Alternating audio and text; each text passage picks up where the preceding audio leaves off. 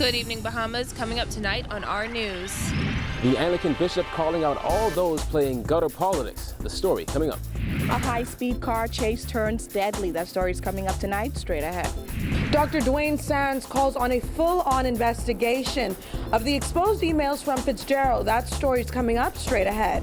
Health Minister Perry Gomez reveals government has not decided on how it will fund NHI on a long-term basis. That story straight ahead.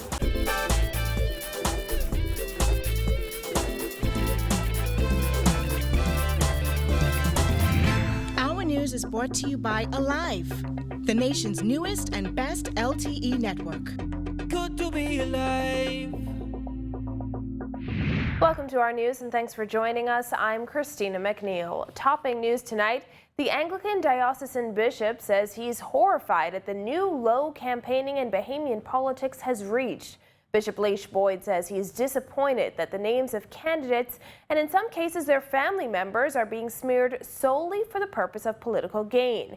He says this new level of gutter politics in the Bahamas is unhealthy and does no good for democracy. Kyle Joaquin reports. All of the stakeholders must speak against violence, wrong, corruption. And he said that includes party leaders, candidates, and even those campaigning. We've seen memes, videos, chain messages on WhatsApp, and even songs ridiculing politicians and sometimes even their families. But just how far is too far in the game of politics? Anglican Bishop Leish Boyd says it seems too many in the political arena have lost their moral compass and no longer care about the lives destroyed simply for winning an election campaign. Call your people to a higher place. Challenge your followers to behave themselves. Do not condone it when no one's looking, because it suits your purposes. We're in this together. We only have one Bahamas. And I don't know about you, but I don't have any other country to go to. On Monday, the bishop said he sent out a letter to his parishioners and the media condemning the act we've grown to know as gutter politics. Then there's social media and the effortless spread of false information, which the bishop says a lot of the time can bring the end of one's reputation. You may say something that's untrue, or you may say something that's unsubstantiated, or you may say something that is a speculation or a guesstimation. And because you utter it and it goes viral, it has a power and a traction that is not warranted by something that is either not true or unsubstantiated.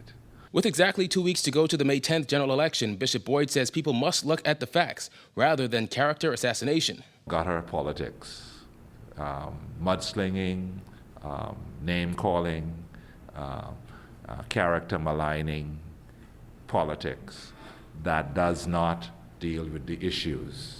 He said the good thing is Bahamians aren't known to conduct themselves violently during an election process, but that doesn't mean it wouldn't happen. The bishop also speaking to those waiting for someone to come around and buy their vote. Yes, there are persons who engage in it, intentionally so, for their own advancement. And I would venture to say that all parties have been guilty of it to some extent in this election and in former times. But we must always remember our higher calling. Again, the bishop is calling on Bahamians to never mind the inaccurate information, but instead look at the facts and come May 10th, get out there and vote. Reporting for our news, I'm Kyle Joaquin. In other news, a police chase in pursuit of a suspected stolen car turned deadly on New Providence today. Giorgio Bain has the details in this report.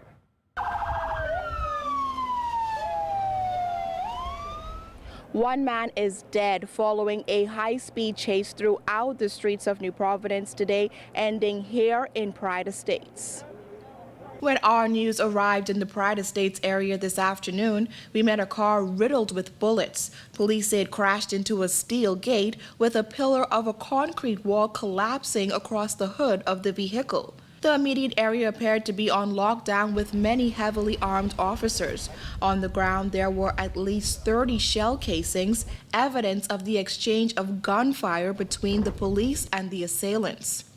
Senior Assistant Commissioner of Police Stephen Dean says 3 men were in the Carmichael Road area when officers on patrol noticed that the license plate affixed to that dark brown Nissan Cube did not match the disc. They suspected the car to be stolen. The officers beckoned to the vehicle to stop, but the vehicle took off at a high rate of speed. A chase ensued through several little corners, communities of New Providence in the western area, that ended here at Pride Estates, where the men crashed into a wall and they alighted the vehicle. They came out and they opened fire on the police. Police returned fire through the exchange of gunfire. The police, who are well trained for incidents such as this, they were able to, they shot 2 of the men and they arrested 3 of them. The men are believed to be a part of a stolen car ring, according to Dean, who said he also believes that they can also provide information on several recent murders and robberies. 3 of them are in custody, and I can tell you 2 handguns were recovered from the men. We can tell you now that the 2 of the men were rushed to hospital, where 1 has succumbed to his injuries and 1 remains in critical condition. Dean had these words for offenders. You cannot escape the arms of the law. You cannot escape the long arms of the Royal Bahamas Police Force. We will be out there to find you. We will be out there to arrest you. We will take you into custody. This is just a warning to some criminal elements out there. We have a number of others who we will be bringing into custody. And if we are telling you, do not challenge the police on the road. If you engage the police, be prepared for the consequences. Reporting for our news, I'm Georgio Bain. Police are also investigating the shooting death of a man whose body was discovered on 3rd Street shortly after 2:30 this morning. Dean gave these details. A young man was in the Coconut Grove area. That was shortly after 3 this morning when we received information that someone had been found there with apparent gunshot wounds. The police responded. They found the lifeless body of a male who had been shot. Residents say the victim was homeless and never bothered anyone. Police have not yet released the man's identity, but residents say they called him Muscle. Ain't no other reason for you to kill a homeless guy. Only thing they can say right now is either he see something or he steal something. No, but never bother nobody. Every time he come around, he'll ask you for something to eat. Or if he see you eating something, he'll ask you, or he'll ask you to sponsor him to get something to eat. Yeah, he never troubled nobody. Well, Free National Movement candidate for Elizabeth, Dr. Dwayne Sands, is demanding that the Prime Minister and Attorney General address the controversy surrounding Education Minister Jerome Fitzgerald's leaked emails.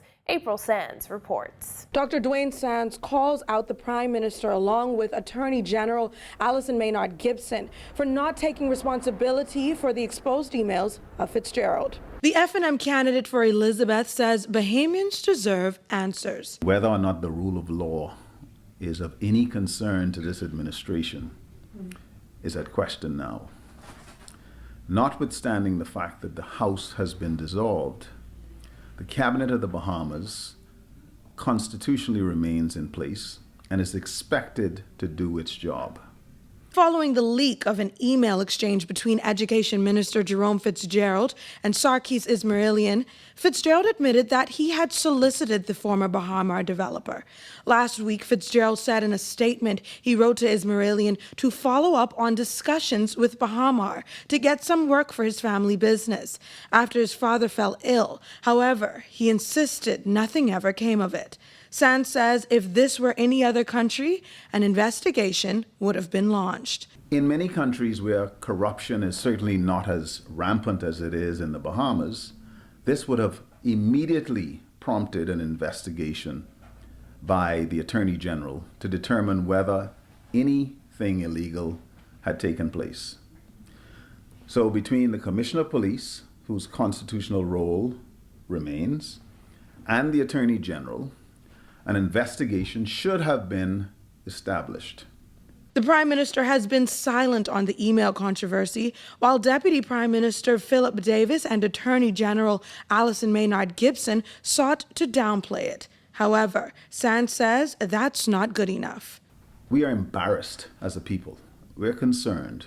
And notwithstanding the fact that this cabinet seems more concerned about electioneering than they are about running the country, the reputation of the Bahamas despite the fact that it's been damaged significantly, we need to try and preserve it. The FNM has previously called for Fitzgerald to resign or be fired.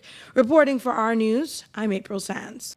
And one day after enrollment for national health insurance was launched, Health Minister Dr. Perry Gomez revealed that government still has not made a decision on how universal health care will be funded. Jasmine Brown has that story. While speaking to the media outside Cabinet today, the health minister called the enrollment phase a major milestone. However, he revealed that government cannot continue to fund the massive health scheme. Right now, the government is funding it out of the purse, public purse. But I don't think you could continue that way. Somewhere down the line, we will look at other means. There are some things that have been suggested in the very first dissertation on it, sin taxes and so on. Gomez says the Christie administration has made several considerations, including an income tax. In October 2015, Prime Minister Perry Christie revealed that the government was considering introducing a tax to fund NHI in the 2016-2017 fiscal year. But that never happened. At the launch of NHI's $100 million primary care phase yesterday, Christie revealed that the government originally allocated a budget of $24 million alongside the primary care phase for catastrophic coverage. However, he admitted that the government is aware that the budget could increase to $28 million or even $30 million. Gomez said at the end of the day, they can't keep dipping into the public purse. As for a decision on NHI funding, that's not moved yet. That's not moved yet. Let me leave it there.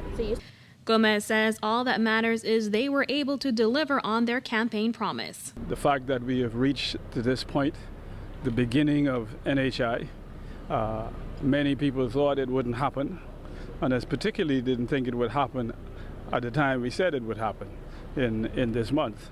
And so I am happy that we have made the target and that the work begins in getting people enrolled and subsequently into care. But it is a momentous day for our country. According to the NHI Secretariat, 1,500 people registered on the first day of enrollment. Reporting for our news, I'm Jasmine Brown. Still to come on our news, the PLP candidate for Long Island dismisses vote buying claims. Stay with us.